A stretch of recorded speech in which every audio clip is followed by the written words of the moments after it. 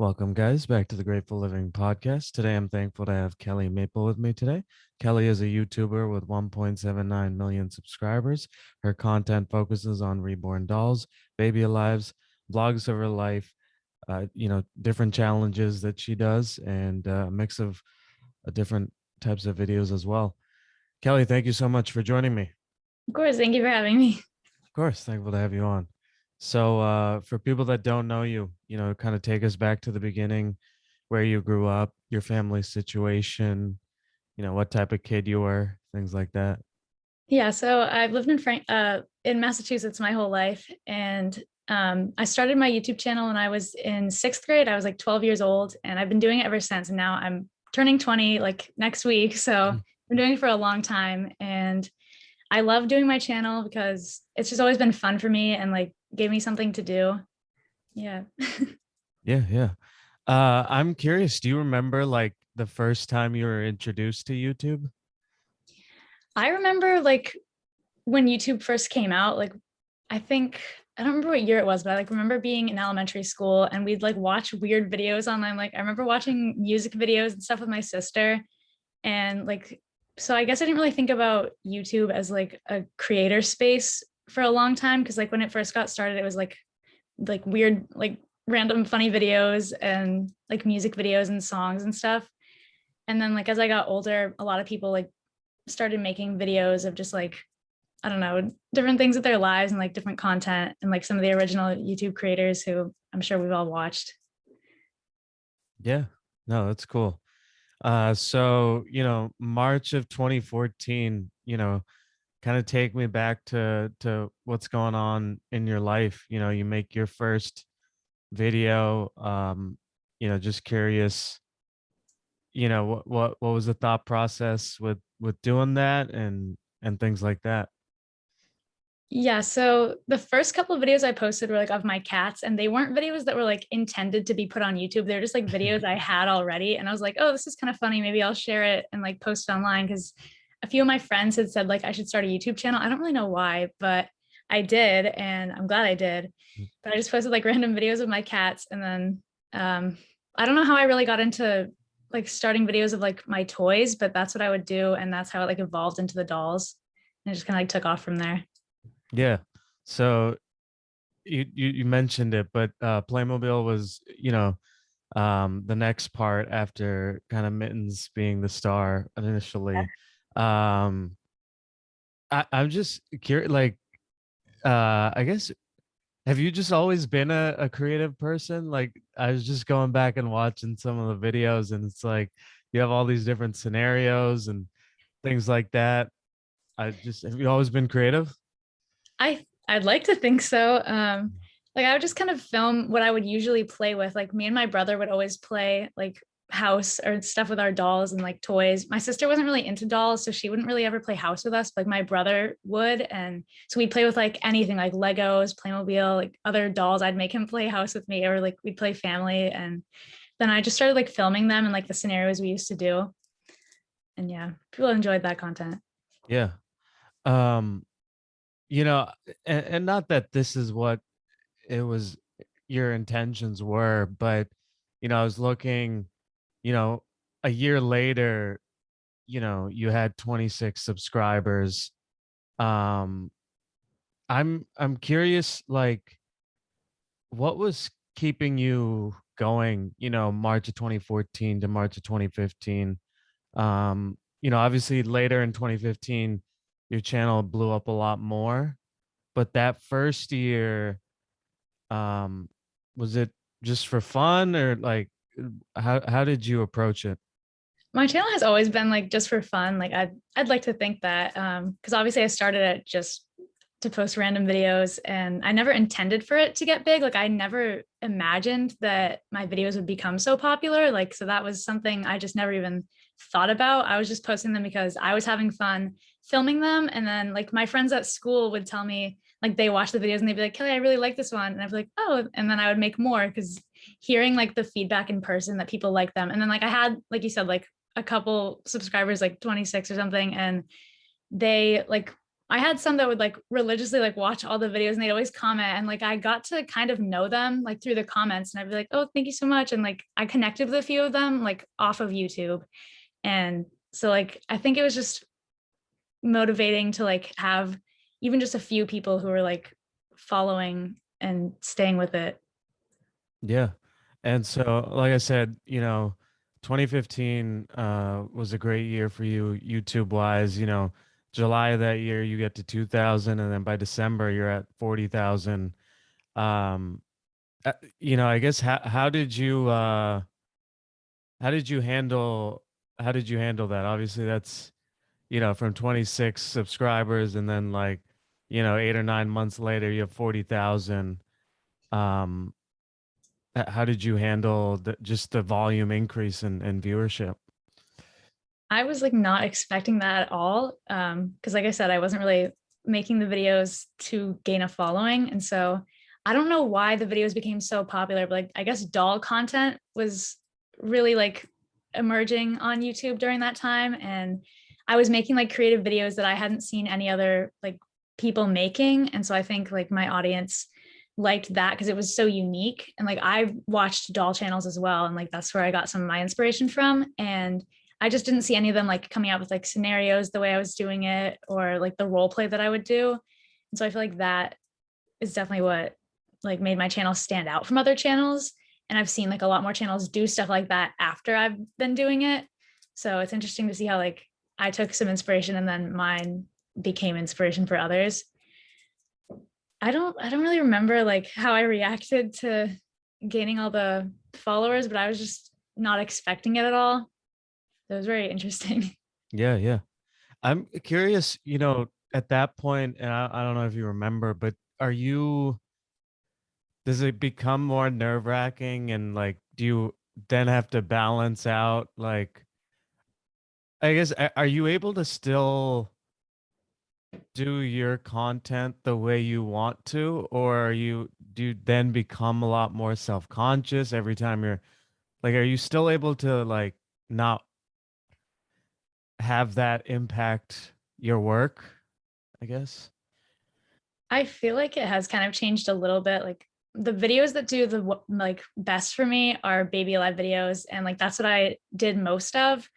And like that's when I was younger, and I've kind of grown like I've obviously grown up from YouTube, and like I don't play with the baby lives that much anymore. Like I don't really do that anymore, and my followers um don't love that. Like I know I have a lot of younger fans who really enjoy the baby life content, and I don't make as many videos of that anymore. So that's been hard, like because they want that content, and it's just hard for me to get the inspiration to keep making videos because I've done so many, and it's like, what scenario have I not done yet?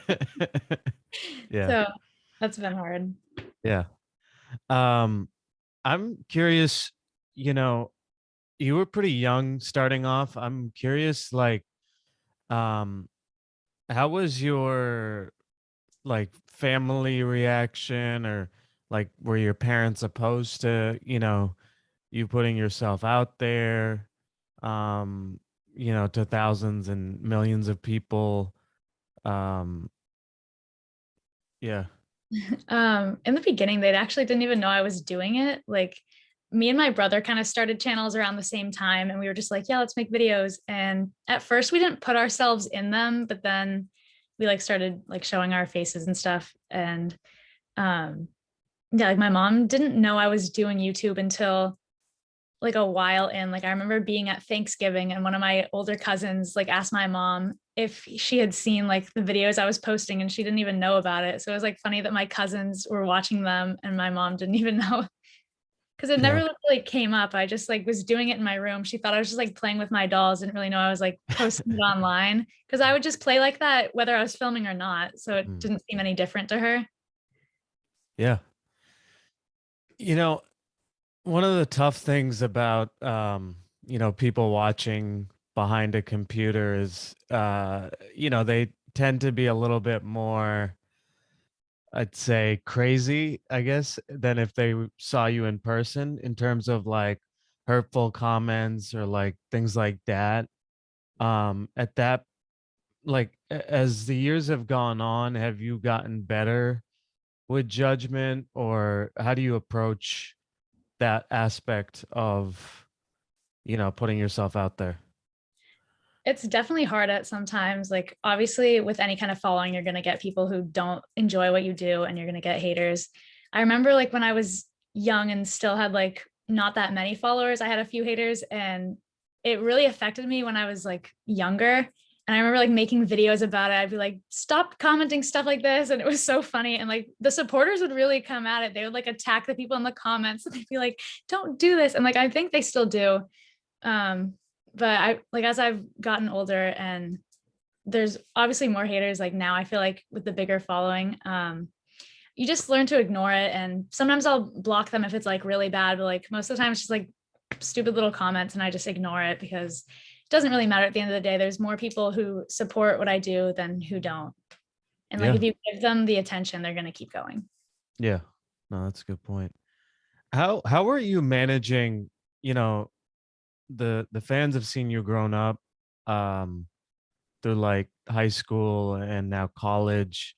How have you managed putting out so much content and also, you know, doing schoolwork and homework? Like, was it basically your, I don't know, like a part-time job as you were growing up in high school? I feel like kind of I've never had like a traditional job. And so I feel like that kind of sets me back in some ways. But I've always done my YouTube. Like I always make sure my schoolwork is done first because that's more important. And like I've always been a good student. And so I usually just make sure to get my work done so I can have time to do my videos because that was obviously second. And it's a lot harder now being in college to try and do YouTube because like my content focuses around my dolls and they aren't with me at school. So I really don't film while I'm at school. And I feel bad. Like I do feel bad I have like no content to post. Like I haven't posted in a couple of months because I just haven't been able to. And so that's been really hard. Yeah, no, that's tough. Um, I guess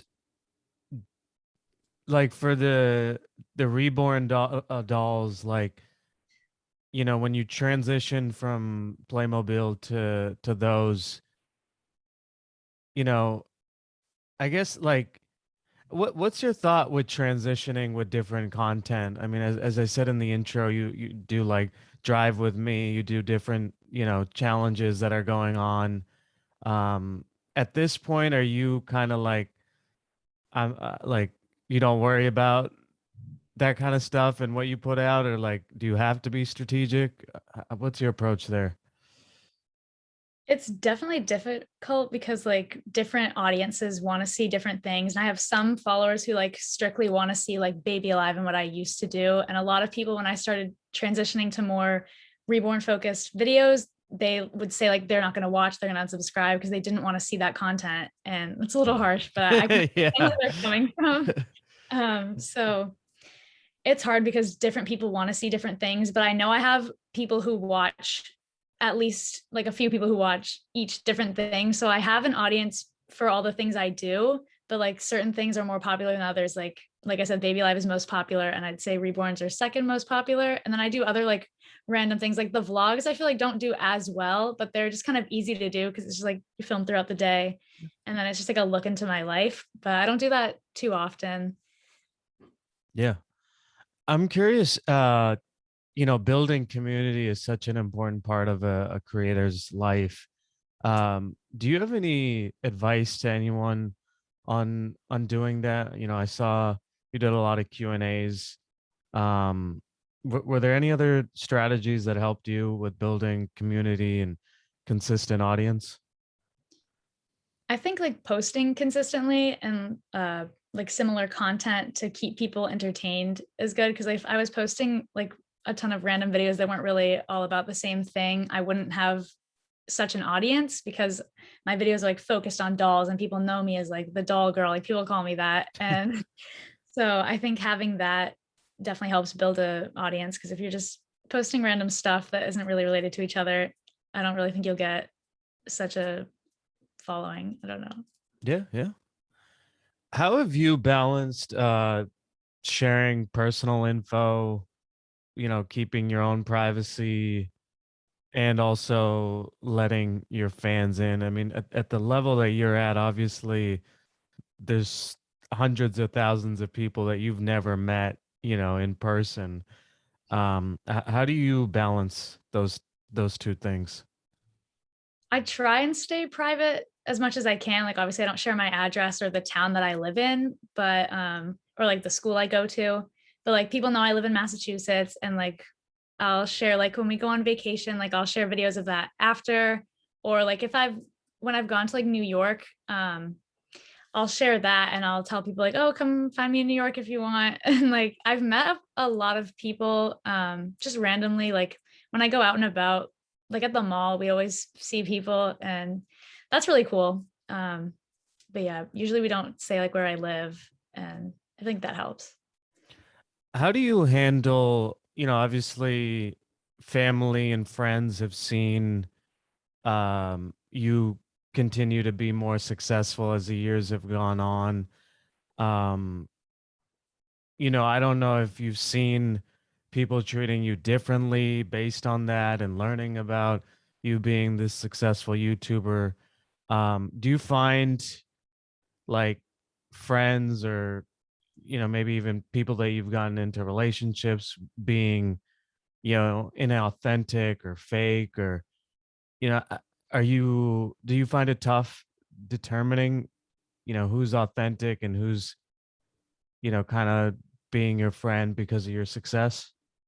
Yeah, sometimes it's hard to tell if people like what their true intentions are. I think all the people I have in my life right now are truly like good friends to me, and like all my family. I haven't really seen any family treat me differently, or the friends that I have now that I've like known for a long time. But I feel like it's hard with like new friends trying to figure out if they really want to be my friend, or if, if they don't have true intentions. Yeah. When like now in college, like do you let people know that you have, or do they just like find that out later if they actually end up becoming a good friend? So I started school during COVID, so it was hard to make friends at college, and especially because I didn't have a roommate last year. So I only made a couple friends, but all the friends I've made are they didn't know about my YouTube because I didn't like share it. And that was the nice part about going to a new school. Like nobody knew that. And so I could just be like normal. I don't know. Yeah. But then all the friends I have, like they have found out about it after. I didn't tell them, they all like found out on their own, and none of them have been like negative about it. So Yeah. that's Yeah. Uh, I'm curious, with the amount of I forget, I think you've done over like 3,600 videos or something like it's something crazy like that. Um, do you ever deal with burnout or just fatigue of being a creator? definitely that's definitely something I've been struggling with. And even though I haven't like been home to make content, even when I was, it was just kind of hard to think what people want to see. I just feel like the content I've been putting out wasn't that exciting, and I just hadn't had like any inspiration to make new videos. And that's happened to me pretty often throughout like my career, but I feel like eventually I get over it and just kind of just post something just to get a video out, and then it'll bring back like inspiration for me, just like being there filming. Do you want to expand a little bit more on that? I think people don't realize, especially for a creator like you, the weight is on you, even if you're doing a reborn, right? Like you have to provide, 30 minutes of commentary or whatever it is. Like, um, do you want to say anything more just for like fans to understand that like, you know, it's you as, like the weight is on you. Yeah. When I first started my channel, like I would post videos every day, sometimes multiple videos a day. And like I was young, so I wasn't really editing them. I would just kind of like film it and send it right off and like upload it. But as I've made more, like I feel like I've shared so much of my life. Sometimes I'm like, what do I even like talk about? Is there anything left to share? And so I feel like sometimes my videos don't have like if I'm doing like a video where I like change the doll or just like talking about my life, like I feel like I don't know what's left to share with them. But it's also hard to come up with like ideas for new like scenarios if I'm doing like a role play video. Like I feel like I've done everything, but people still want to see it again and again, so I guess that works. I just feel like, to me, I feel like it's not that exciting, but if they want to see it, then I guess that's good. Yeah. Um, I guess Obviously there's an aspect of monetization when you get to a level like yourself. Um, is there anything that you want to say about, getting to that point, or pieces of advice to someone who's just getting to that point? Yeah, when I first started YouTube, I didn't know people were like making money off of it. And obviously like my parents didn't know that either. And when my cousins had like brought it up to my mom that my videos were doing really well, he was like saying that they should get it so I could get money from this because I was doing it a lot. And they're like, she should get paid for doing all this. And so my mom looked into it. And like that's how we got it set up.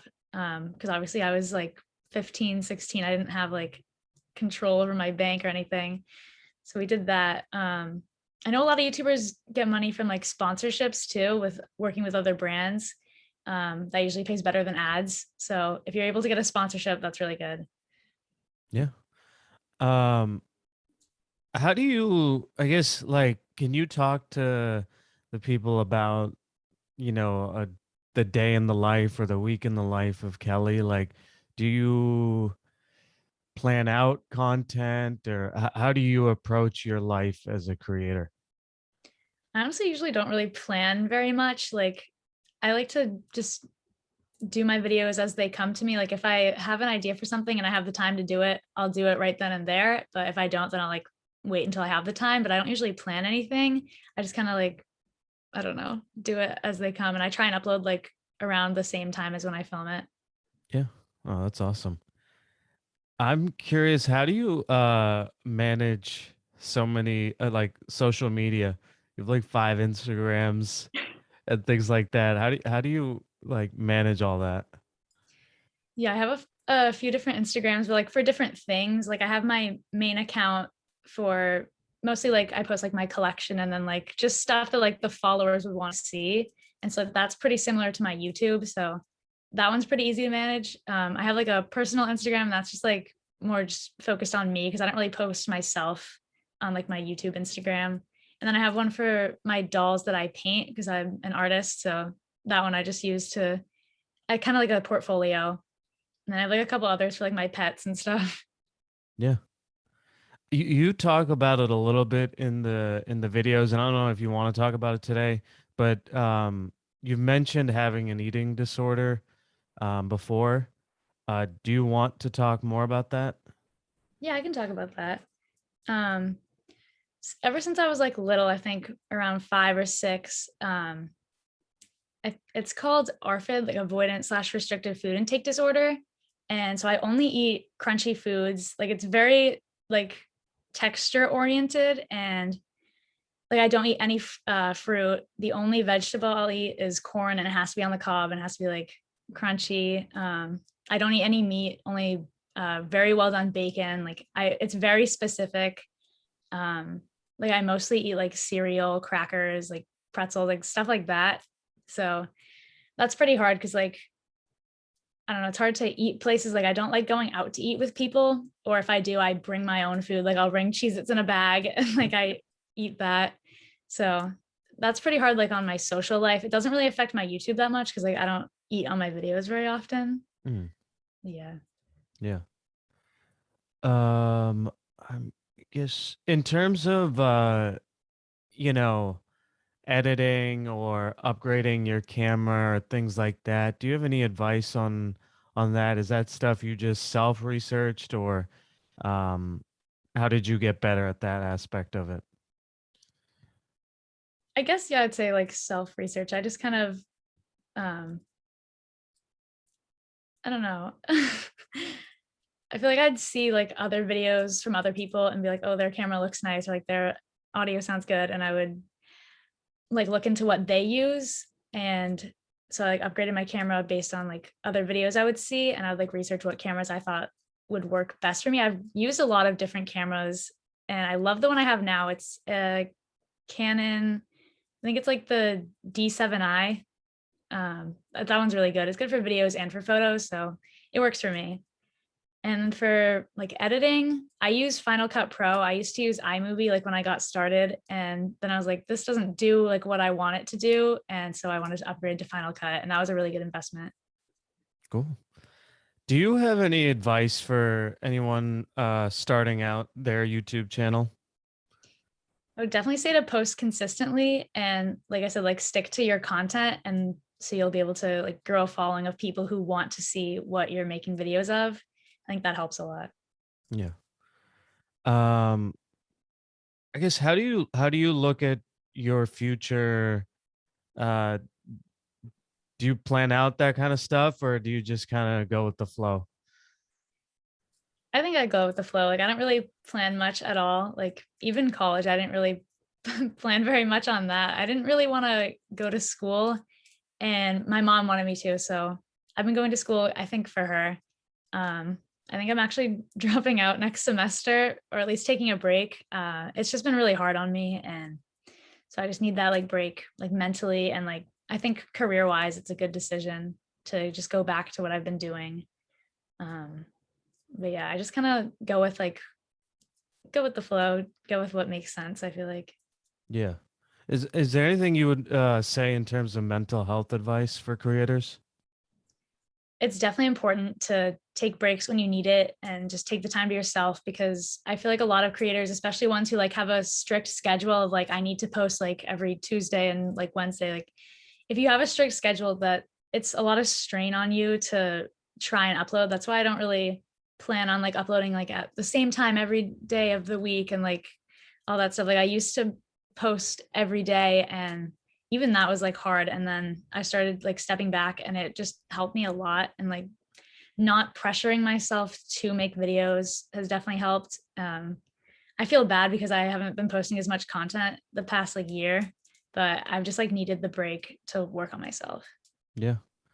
It for you, like now, how just for the fans, I guess, like how long does it take you to produce a video for context? It probably takes me around like an hour to 2 hours to like film it, depending on like what the video is. Some videos take a lot longer. Like when I make videos that are like 20 or 30 minutes long, like those take multiple hours to film, like the setup and just like doing all the stuff. And then editing probably also takes me around like an hour to 2 hours per video. Yeah. Cool. Yeah, I guess how has you were a senior in high school, I think, when COVID first came out, and as you said, college, you've had to deal with it too. Um, how has that affected your life as a creator or as a person, either one? It was very hard on me, like both as a person and creator. From as an artist, I was supposed to be doing like an expo in Utah that summer, and then it was canceled. So as an artist, that was hurtful to my business because I was supposed to be like going and selling for the first time, and that was hard on me because I've never like done that before, and I was really looking forward to it. Um, but as like a video creator, it was actually kind of nice because I was home like all the time, and I had a lot more free time to be making videos. That also kind of resulted in a little bit of burnout because like there was just too much time to be like Yeah. doing stuff. So I tried to like help myself out and like limit on how much I videoed, but it was like good for me to be at home and like have more time to do my content. And then like personally, it was like really hard, like mentally and emotionally, like going through a pandemic. Like we've never lived through anything like that before and never had imagined I would live through anything like that. Like you read about it in history and you're like, oh, that happened like years ago and you don't think it's going to happen to you. So that was like really interesting to be living through like something from a history book. I'm curious, do you have any tips or things like that for someone who's never played with a baby alive or a reborn? Like maybe talk about what brings you the most enjoyment in playing with them or something like that. Yeah. When I was little, that's more when I played with the baby lives and like I always played like house with them, like they were my kids and like mothered them. So I don't know, I enjoy like the mother aspect and like role playing as like it's your child. And I feel like the same thing with reborns because I've always loved babies, like even when I was young. So it's nice to have them like they look so realistic. It's fun to like kind of pretend they're like your real baby Like I've taken them out in public before, which is really fun. It's also a little like nerve-wracking when you see people you know and you're like, "Ugh, do they think I'm a teen mom?" Like I do a little bit, but I think it's fun to like play like that. Are you able to, obviously so much of your life relies on social media and the internet. Are you able to decompress or like, spend a weekend and not think about YouTube or Instagram or things like that? Are you always kind of on and your brain's always like, if you see something, you write it down as an idea? Or how does your brain work with that type of stuff? I'm definitely always on like social media. Like when Instagram was down the other day, I was like, what do I do with myself? Like I'm on Instagram like every hour. And I was like, what Yeah. do I even do? So I'm not on YouTube like all the time as often. Like I'll watch videos, but especially while being in college, like I haven't been making as much content. So I don't really think about that as much, but like I'm definitely always on social media, even if I'm not like thinking about what I can do myself.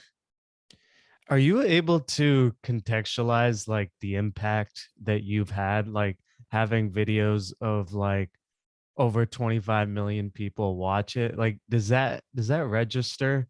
'Cause that's incredible that that many people like you're either inspiring or they're watching, like whatever the case is. Are you do you have time to like just sit back and reflect on that impact?